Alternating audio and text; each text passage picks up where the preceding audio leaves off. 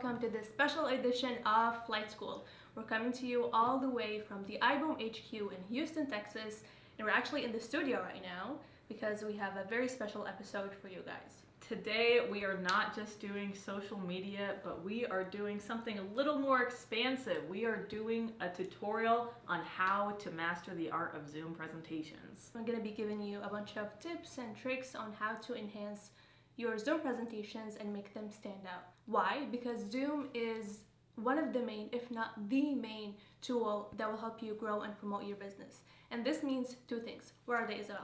The first thing is that your first impression is being seen by these prospects and customers via Zoom. So this is the very first time that you or your business is going to be seen by people, and we all know that first impressions matter. The second is that Zoom presentations can make or break your business because the prospects, the customers, this is how you grow your business. If you have a bad Zoom presentation, you're not going to have a business that's booming. After this training, you will be able to host professional Zoom calls, maximize the impact of your presentations and team meetings, leave an outstanding first impression on your audience, get your message across clearly and professionally. So the first thing we're going to show you is setting up the physical setup of your Zoom calls. And that includes getting your lighting right, your camera angles, and your background setup. And starting off with your lighting, you have 3 tiers that you can choose from to determine what's the lighting that's going to work best for you. The first one is going to be just your natural lighting setting. So you can go to a window, find a lamp in your house, just whatever lighting you already have in a situation that you don't have to go out and buy anything for. And make sure that you're facing your light settings because you never want to have a light shining behind you because that'll just mess up your shadows, and you want to make sure that people can see you clearly, and that's why we're getting your lighting right. The thing about natural lighting is it can be a little bit unpredictable. Oh, if you're guilty of this, raise your hand.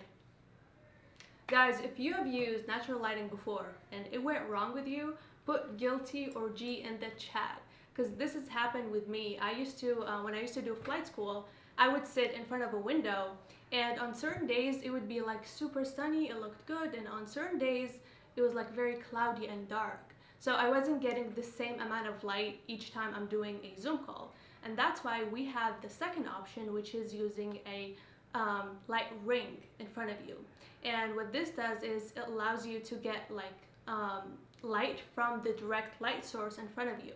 And to set that up, basically you have to position the light ring slightly above your eye level and your camera level. That way you get the best amount of light and the best position of the shadows. So your shadows will be right under your face, and this will slim down your face and make you look good. A lot of people already use ring lights, so if you already own a ring light and are already ahead of the game, leave a light bulb in the comments. But if you don't and you're trying to take this even a step further, then you can go with our third tier, which we are currently enjoying the privilege of, and that is kind of a studio light setup. So you can go out, you can get the best of the best lighting, and honestly, it's not all that expensive. And you can just set up, and now you have studio quality lighting for your Zoom presentations, and your prospects will be blown away. Voila. The second thing that you need in your Zoom desk setup is your camera. And for that, you only have 2 options. You can either use your built-in camera that's, part of your laptop, or you can get a webcam. But regardless of what you have, your camera needs to be positioned in a certain way that is facing you and in such a way that aligns with your eye level. So whether you're using a webcam or your built-in camera, needs to align with your eye level, and you shouldn't put your laptop on your lap and look down at the camera because this means that you're looking down at the people. Or you have it like way up and then you're looking up at the camera, which means you're looking up like at the people. So you got to make sure that it's always straight and balanced. And a good hack to use is to have a laptop stand which will elevate your laptop and make it closer to your eye level. That way you're looking directly at the camera and at the people behind the camera.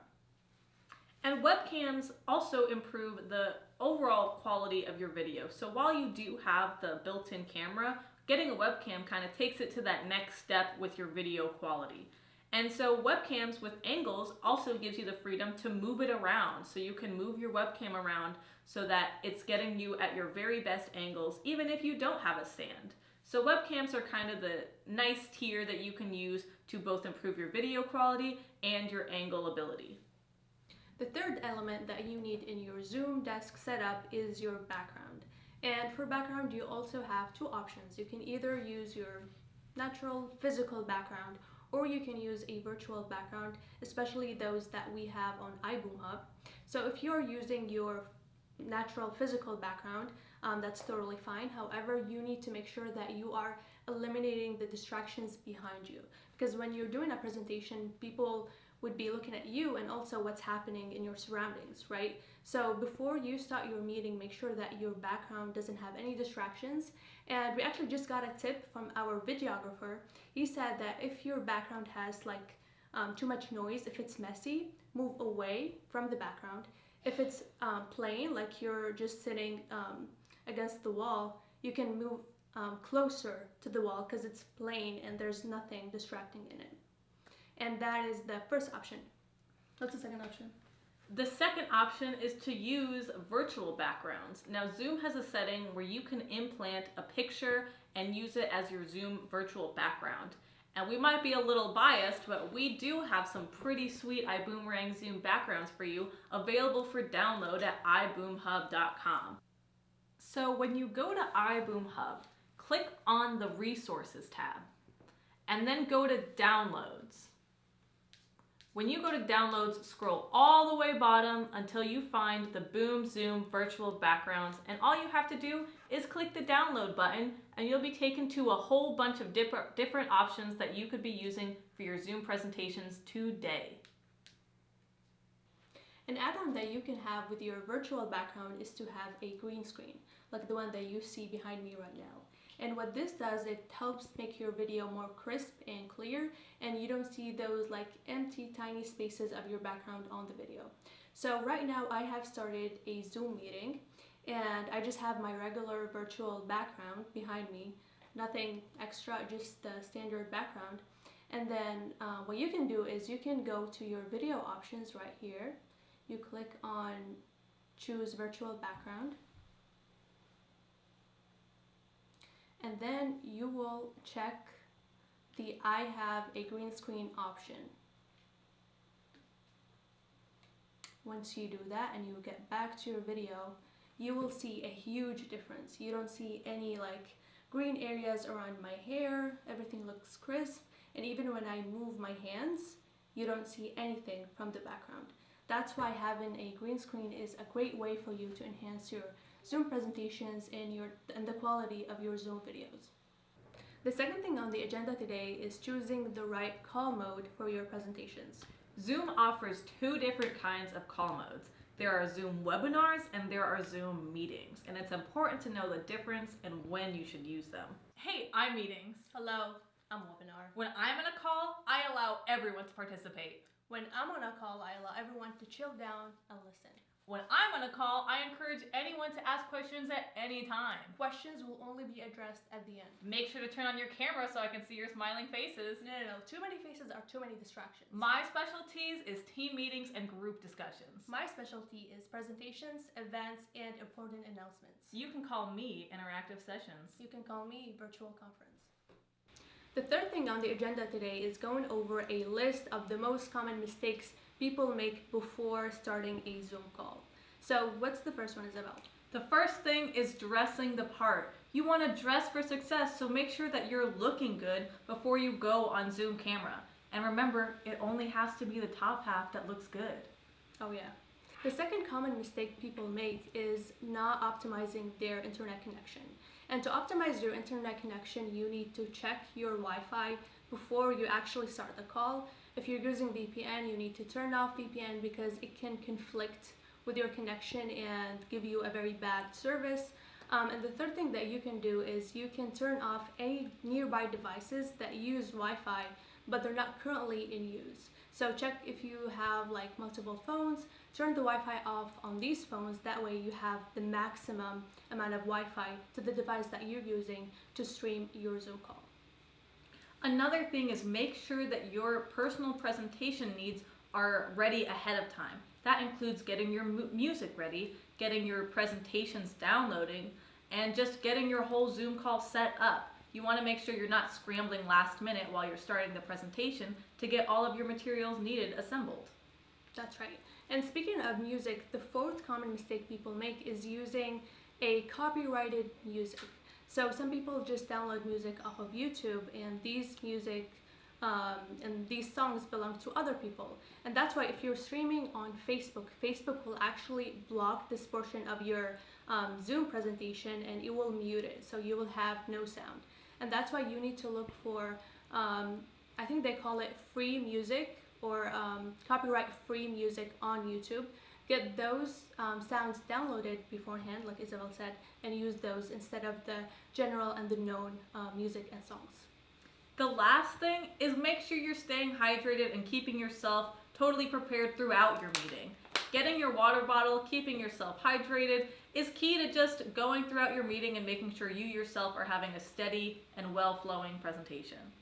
So you look great, you have all of your things set up, and you know exactly where you are on a technological basis. So now it's time to start your meeting. And what's the very first thing you want to do is not forget about your guests.